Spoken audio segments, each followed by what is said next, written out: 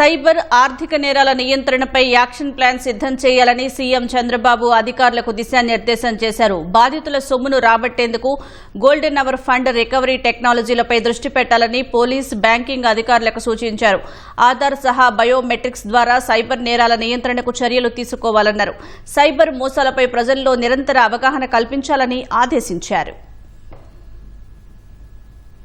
Cyber నేరాల్లో తక్షణ స్పందన. ఏపీలో నియంత్రణ వ్యవస్థలపై సీఎం సమీక్షించారు. సైబర్ నేరగాళ్లు ఇతరుల బ్యాంకు ఖాతాల్ని వాడకుండా చేపట్టాల్సిన చర్యలు, golden hour fund recovery, AP cyber policy అంశాలపై ప్రధానంగా చర్చించారు. రాష్ట్రంలో సైబర్ నేరాలు, ఆర్థిక నేరాలు జరగకుండా బ్యాంకులు తగిన చర్యలు చేపట్టాలని స్పష్టం చేశారు. ఈ అంశంపై రిజర్వ్ బ్యాంకును సంప్రదించాలని సూచించారు. ఇన్వెస్ట్మెంట్ ఫ్రాడ్స్ పెద్ద ఎత్తున జరుగుతున్నాయన్న సీఎం ఆధార్ ఆథెంటికేషన్, కేవైసీ లాంటివి లేకుండా షెల్ కంపెనీల్ని కొందరు ప్రారంభిస్తున్నారన్నారు. ఇలాంటి ఘటనలపై అధ్యయనం చేయాలన్నారు.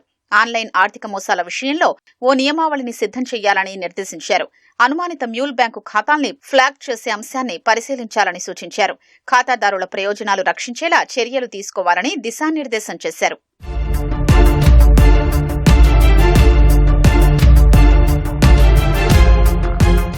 యూపీఐ పేమెంట్స్ ద్వారా మిలియన్ల సంఖ్యలో ఆర్థిక లావాదేవీలు క్షణాల్లో జరుగుతున్నందున గోల్డెన్ అవర్ ఫండ్ రికవరీ అంశంపై మరింతగా దృష్టి పెట్టాల్సిన అవసరం ఉందని సీఎం అన్నారు.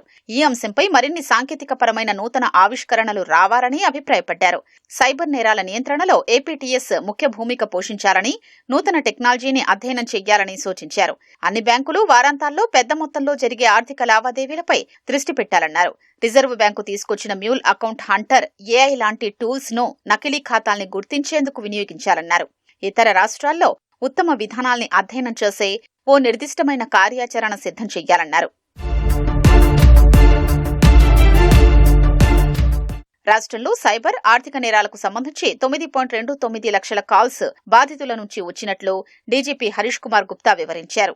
ఏపీలో ఇప్పటి వరకు 652 కోట్లను బాధితులు కోల్పోయినట్లు తెలిపారు. 116 కోట్ల పైచిలుకు మొత్తాన్ని సైబర్ నేరగాళ్లకు చేరకుండా కాపాడగలిగామని స్పష్టం చేశారు.